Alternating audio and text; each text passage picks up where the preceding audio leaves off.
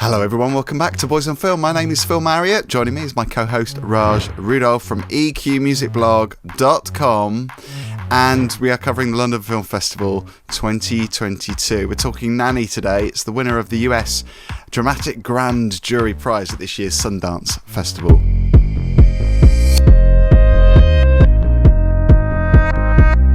Did you think it was worthy of that, Raj? Well, to be honest, I had one motivation for going to see this film, and that was Anna Diop, the star of the film, who also plays Starfire on Titans. So I was Titan spotting. I'm going to go see this film because I love Titans. It's my favorite show. The premise of the movie seemed pretty interesting as well. An African woman hopes her new job as a nanny will help bring her young son to the United States. However, when a violent prince begins to invade both her dreams and reality, it threatens to destroy everything she's fought for. So, this is a Blumhouse film, Phil. Wow. Yeah, I'll have you know, Blumhouse is everywhere, kicking ass, and they're, really developing a reputation for, I wouldn't say low budget, but cost-effective films, that are profitable. So, and they're really kind of branching out into this horror-adjacent sort of field, too. It sounds like Blumhouse are going deep as well, films with a message. This is definitely art house, so yeah. Hats off for them taking on this project, because I know that this story, the directors had to really fight over the years to get this made. But yeah, I absolutely loved this film. It did have a very indie vibe, but it really focuses on sort of like the hardships and struggles that immigrants to the United States have to take.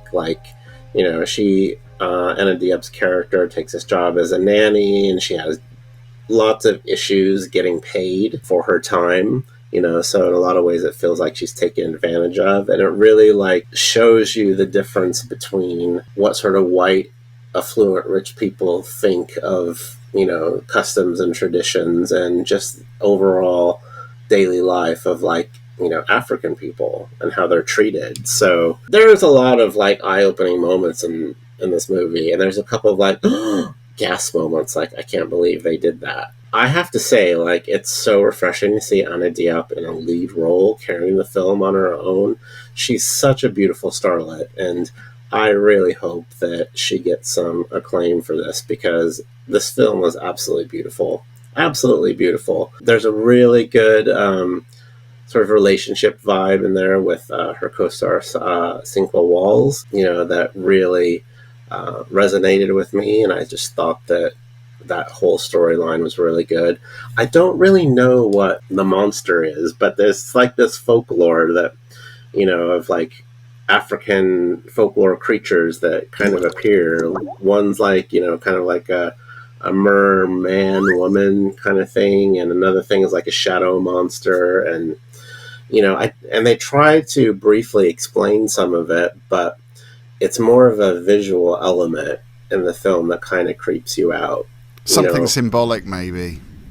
Yeah, and maybe it's her metaphor. Visualization. Yeah, her visualization of these things. And there's a couple moments in the film where she slips into this almost trance where these monsters are attacking her and attacking her children, and then she snaps back into reality. But yeah, I was pretty captivated through most of the film. I will say that the ending kind of confused me a little bit. I didn't feel like it was wrapped up very well. I don't know if the ending was, again, something else that she was dreaming, or if it actually really happened. Maybe that's supposed to be the way it's presented by design. But other than that, I feel like I was really captivated by this film. I really enjoyed it. I didn't have any high expectations of it, but I came away from it going, wow, Anna Diop is a star. She is a star. And, I just wish her every success in the world, because she's such a beautiful person inside and out. She emotes tenderness in a way that we don't really see in a lot of sort of actors these days. I really just am a big fan of her. I really love her. She can play a simple character, and she can play a complex character. I'm just such a fan of her work now. Also, hats off to Michelle Monaghan. I believe it's Monaghan, who plays the white woman who's hired the nanny, like, she played that role very well, and there's a lot of dysfunction in her role. So she's kind of a villain, but, you know, a villain you kind of like to hate sort of thing. You know, like, how dare you feed my children that African food? Like, but, you know, obviously she's like, it goes much more deep. She's like, I'm a working mother. You don't know what it's like. It's a boys' club out there.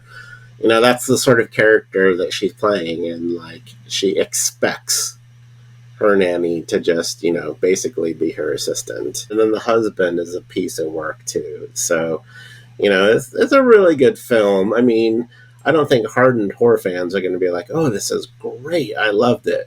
You know, I don't think it's really like your cup of tea, Phil. But, you know, metaphorically, symbolically, this film has a lot to say. I just really enjoyed it. I really, really enjoyed it. Yeah, because I think sometimes the horror is about a human situation rather than monsters, ghosts, ghouls, all of that supernatural stuff. I think sometimes when the message is horrifying or somebody's experience is horrifying, I think that can be more terrifying. So it sounds like it's that kind of horror.